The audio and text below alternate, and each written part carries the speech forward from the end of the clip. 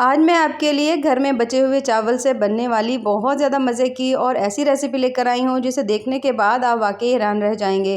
तो चलिए जी अपनी मज़ेदार और ज़बरदस्ती रेसिपी को बनाना स्टार्ट करते हैं। बिस्मिल्लाहिर्रहमानिर्रहीम। अस्सलाम वालेकुम। उम्मीद है आप सब ठीक होंगे। सबसे पहले तो हमने ले लिए यहाँ पर चावल, और चावल जो है ये हमारे पास रात के बचे हुए हैं, बॉयल चावल हैं जिसे हम ज़ीरा चावल भी कहते हैं। तो ये ले लिए तकरीबन 1 से 1.5 प्याली होंगे, इससे ज़्यादा नहीं होंगे। तो अब हम इन्हें बनाना स्टार्ट करते हैं।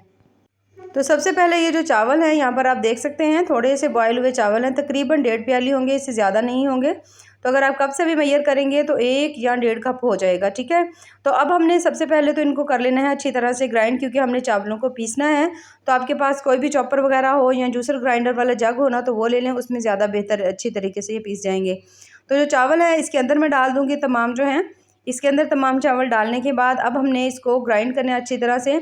अब इस तरह से ग्राइंड नहीं होंगे तो थोड़ा मुश्किल हो जाएगा ग्राइंडर चलाना। तो इसके अंदर आपने डाल देने हैं तकरीबन 3 से 4 चम्मच आपने पानी डालना है, ठीक है।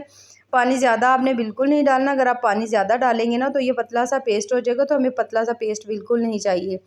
3 से 4 चम्मच पानी डालने के बाद 2 अदद मैंने डाल दी इसके अंदर सब्ज़ मिर्चें, और अब हमने इसको चला लेना है अच्छी तरह से जब तक इसका बिल्कुल बारीक पेस्ट नहीं बन जाता। तब तक हम अपना अगला काम स्टार्ट करते हैं। तो यहाँ पर आप देख सकते हैं मैंने ले लिया है ऑयल, और उसके अंदर डाल दी है मैंने 2 मीडियम साइज़ की प्याज, जिन्हें हमने अच्छी तरह से चॉप किया हुआ था। चॉप करने के बाद प्याज हमने ऑयल में डाल दी हैं, और अब हम इसे फ्राई करेंगे जब तक कि जो प्याज हैं वो हल्की सी लाइट ब्राउन नहीं हो जाती। तो यहाँ पर जो प्याज है वो हमारी हल्की हल्की सी ब्राउन होना शुरू हो चुकी हैं। तो जैसे ये थोड़ी सी ब्राउन होती हैं तो फिर इसके अंदर हम बाकी चीज़ें जो है ना इसके अंदर ऐड करेंगे। तो बहुत ज़्यादा कमाल की, बहुत ज़्यादा टेस्टी बनेगी आज की रेसिपी, और आप वाकई हैरान रह जाएंगे कि बचे हुए चावलों से ऐसी मज़ेदार रेसिपी भी बनाई जा सकती है। तो यहाँ पर आप देख सकते हैं प्याज जो है वो हल्के से हमारे सॉफ्ट हो चुके हैं। तो अब यहाँ पर मैं इसमें ऐड कर रही हूँ टमाटर का पेस्ट, और टमाटर का पेस्ट जो है ना ये 2 अदद टमाटर है, ठीक है। 1 टमाटर जो है वो हमने बचा लिया है, 2 अदद टमाटर इसके अंदर डाल दिए हैं, 3 अदद तकरीबन सब्ज़ मिर्ची इसमें मैंने ऐड कर दी हैं। और अब दोबारा से हमने मसाले को इसमें इसके साथ अच्छी तरह से भून लेना है जब तक कि जो टमाटर का एक्स्ट्रा पानी है ना वो इसका ख़त्म नहीं हो जाता। तो इसके पानी से ये होगा कि अच्छी तरह टमाटर भी सॉफ्ट हो जाएंगी, मिर्च है, प्याज है, तमाम चीज़ें जो ना हल्की हल्की सी अच्छी तरह से सॉफ्ट हो जाएंगी। तो यहाँ पर आप देख सकते हैं हल्का हल्का सा पानी जो है इसका कम हो चुका है। यहाँ पर मैंने डाल दिया नमक, तकरीबन हाफ़ चम्मच मैंने नमक डाल दिया है। हाफ़ चम्मच मैंने इसके अंदर डाल दिया है लाल मिर्च, और उसके साथ तकरीबन हाफ़ चम्मच में इसमें डाल रही हूँ हल्दी का। इन्हें डालने के बाद दोबारा से मसाले को तब तक भूनेंगे जब तक कि नमक मिर्च जो है ना इसके अंदर तमाम चीज़ों का कच्चापन ख़त्म नहीं हो जाता और मसाले के अंदर से बहुत अच्छी सी खुशबू नहीं आती। तो यहाँ पर अगर आपको लगे कि थोड़ा सा पानी का छींटा लगाने की ज़रूरत है तो ज़रूर लगा लीजिएगा। अब इसके साथ ही मैं इसमें ऐड करने लगी हूँ आलू। 3 अदद मीडियम साइज़ के मेरे पास आलू थे, और इन्हें इस तरह से जिस तरह आप चिप्स में लंबाई में काटते हैं ना, वैसे सेम मैंने इसमें काट कर डाल दिए हैं, ठीक है। यहाँ पर शेप का जैसे आपका दिल करे आप बना सकते हैं, लेकिन थोड़ा जल्दी पकाने के लिए हमने इसको इस तरह से बनाया, और इस तरह टेस्ट पे भी थोड़ा मज़ा ही आता है इसका। तो अच्छी तरह से अब आलू डालने के बाद हमने इसकी भुनाई करनी है, और उसके साथ ही मैं इसके अंदर डाल रही हूँ धनिया पाउडर और गरम मसाला मिक्स, ये जो है ना इसका मैंने इसमें 1 चम्मच भरकर डाल दिया है।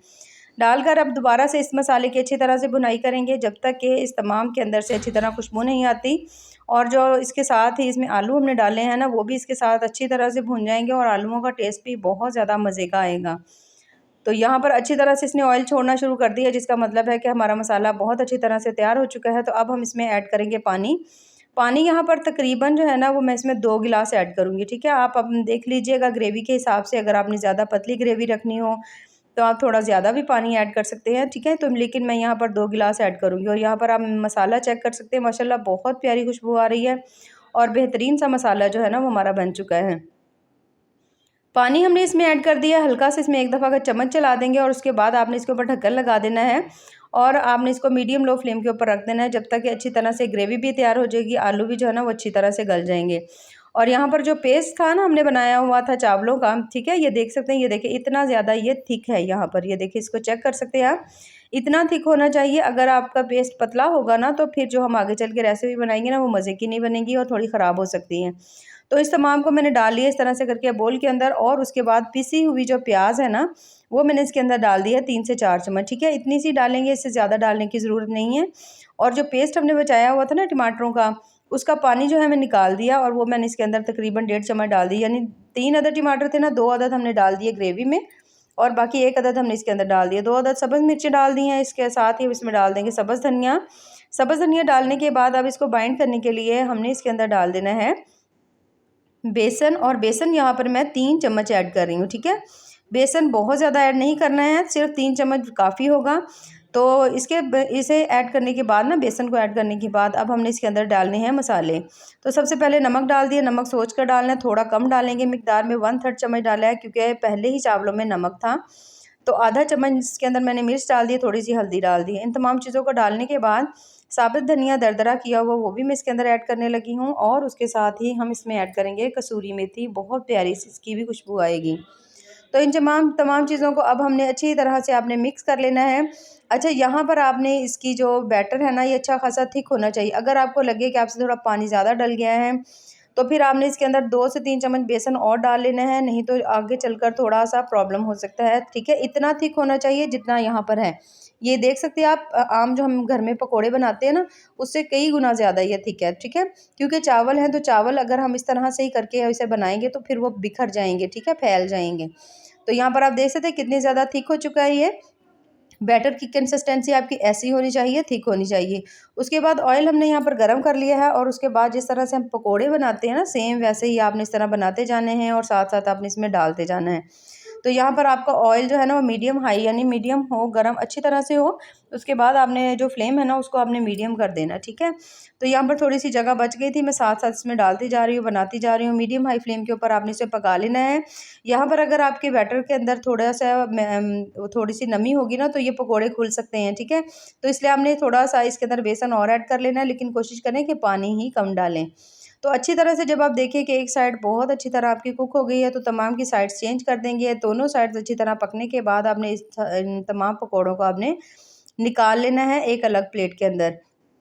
तो यहाँ पर माशाल्लाह ज़बरदस्त से हमारे पकौड़े जो है तकरीबन तैयार हो चुके हैं, तो इन्हें हम निकाल लेंगे अलग प्लेट में, और जो हम सालन बना रहे थे ना, उसको हम देख लेते हैं।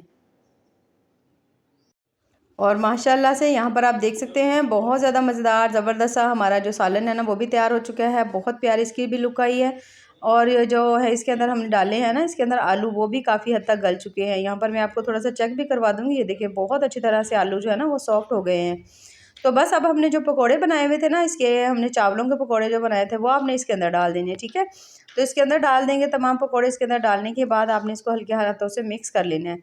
तो यहाँ पर इतने ज़्यादा मज़ेदार, इतना ज़्यादा टेस्टी ये रेसिपी बनती है कि आप खुद हैरान रह जाएंगे। इसको आपने मिक्स कर लेना है अच्छी तरह से, क्योंकि जो चावल हैं वो अक्सर बच जाते हैं, तो कोई भी उससे इतना ज़्यादा हम लोग सेफली तरीके से उसे यूज़ नहीं करते।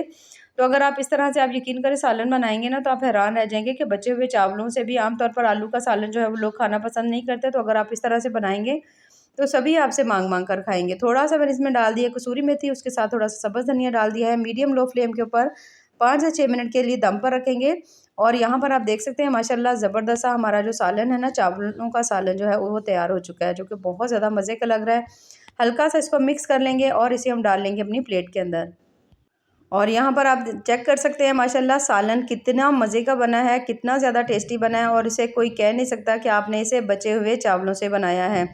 तो बहुत ज़्यादा मज़े की, बहुत ज़्यादा टेस्टी और बिल्कुल ही डिफरेंट सी रेसिपी है। तो ऐसी ही मज़ेदार और डिफरेंट सी रेसिपीज़ देखने के लिए हमारे चैनल का विज़िट ज़रूर करते रहें। मैं आपके लिए हमेशा बहुत ज़्यादा कम बजट में और बिल्कुल यूनिक सी रेसिपीज़ लेकर आती हूँ, ताकि खाने को थोड़ा चेंज करके पकाया जाए और उसका जायके को दुबाला किया जाए। तो ज़रूर इसे आप भी बनाइएगा, और हमें कमेंट्स में ज़रूर बताइएगा कि आपकी ये रेसिपी कैसी बनी।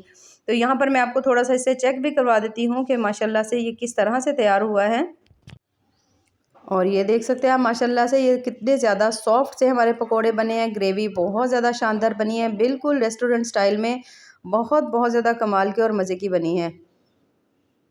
तो अगर आपको मेरी आज की रेसिपी पसंद आए तो चैनल को ज़रूर लाइक करें, सब्सक्राइब करें। दुआओं में याद रखिए। अल्लाह हाफ़िज़।